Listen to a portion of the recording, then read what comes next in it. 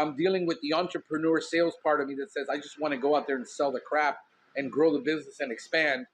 And all three are battling inside of me. And I got to decide when I let one of those win. At what point do I balance it?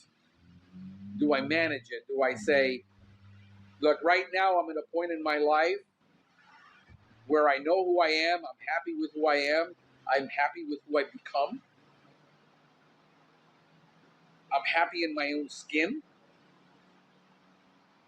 I know that when I open up those windows and I go out selling, I go crazy and my people can't keep up. I can't find people to work. I can't hire all the technicians I want because when you're growing a business, it is cash intense and you're going to burn through an enormous amount of cash. And then I have to get credit lines and I'm battling all of this inside of me. And everybody has to deal with that. Everybody has to battle that. There is the guy who's the narcissistic entrepreneur, and he's going to ignore all the human side of this and say, that's why I hire managers to take the heat, and I hire technicians to take the crap, and I hire CSRs to take the crap, and I just don't care.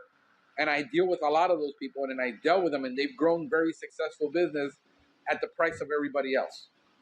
My ministry, human side of me says, I can't let my people go through that. I don't want them to go through that. I got to protect them from that. And the business itself has an enormous amount of pressure already that is automatically built in.